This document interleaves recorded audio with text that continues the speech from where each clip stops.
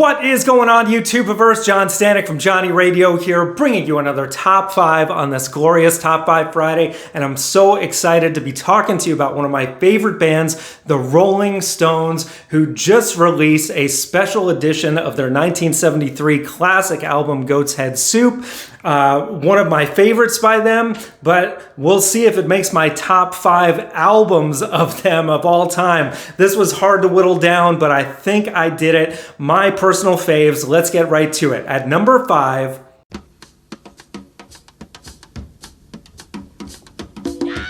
Beggar's Banquet from 1968. This is such a classic record. I mean, you've got the opener, Sympathy for the Devil, so many other gems on here as well, like Salt of the Earth. But for me, it's really about that opening track. One of the greatest album openers of all time, one of the greatest songs, period, of all time. And this really started off their classic albums period from 68 through around 73, where just every album they put out was fantastic. You're gonna see several more of these on the list, so let's see what's next. Now at number 4,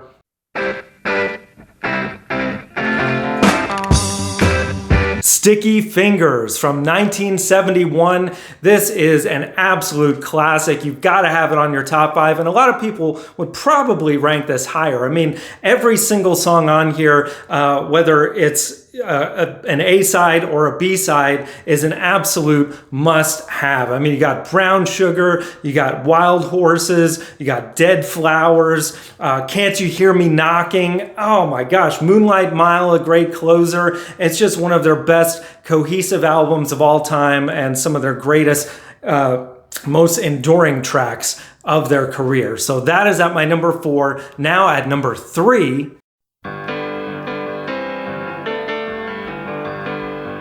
Exile on Main Street from 1972. This double album is just through the roof good. I mean, from the opener of Rocks Off, you've just got so many great rockers, so many great blues numbers and ballads, everything in between. I mean, some of their best ballads ever, like Shine a Light and Loving Cup. Those are two of my favorite Rolling Stone songs ever, and they're not even the hits. I mean, really the only well-known hit song off this record that's played on the radio a lot is Tumbling Dice, but you've got so many other great tracks like Rip This Joint, some of the gems on here like Sweet Virginia. Every song on here is great. It's one of the greatest double albums of all time, and that's just at my number 3. So now, folks, at number 2,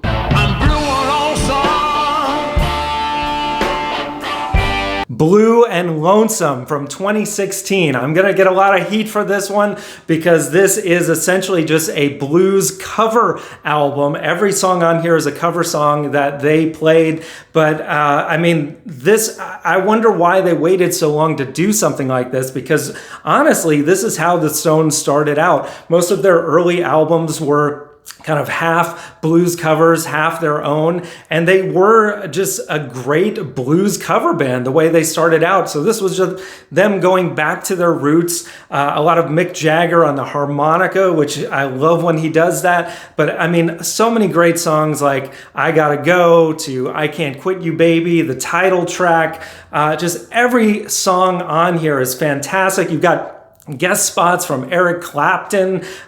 Just one of the best albums, honestly, of the last decade. And that's really saying something. I mean, the Stones, they're so far into their career and showing us how it's done for the blues. And I'm a huge fan of the blues. Like, if I had to pick my favorite genre of music, blues is it, because I feel like every other form of rock, soul is derived from that. And this is just, I think the Stones doing what they do best. So that is my number 2. So now, folks, at number 1,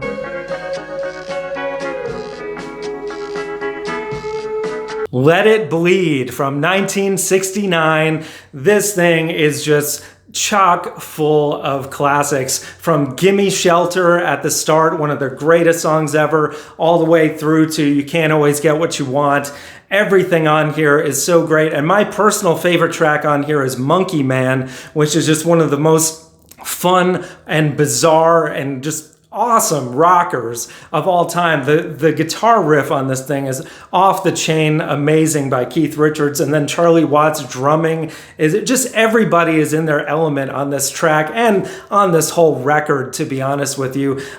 So I had to put this at my number one, just some of my all-time favorites. But that's my list, guys. Goat's Head Soup would have been close, probably my number 6 or 7, but it's hard when you're getting it down to the best 5 of all time. And the Stones just have so many albums and so many great ones for that matter. I'm hoping that they come out with another one soon. I mean, they teased us with a great song earlier this year that I already did a review of. So let's hope that Living in a Ghost Town is leading up to something new from the Stones. We need more great music. So thank you guys so much. Let me know in the comments below, what would be your top 5? If you're so bold, leave me a top 10. As I said, there's so many to choose from. We got top 5s every Friday, album reviews, so much more, because we're always discovering and rediscovering great music here at Johnny Radio. So thank you for watching, and as always, Viva la Vinyl. So guys, thanks so much for watching. Please like, subscribe, and be sure to ring the bell for notifications so you can always see great quality content like you're seeing on the screen right now. Thank you so much for supporting Johnny Radio, and I'll see you soon.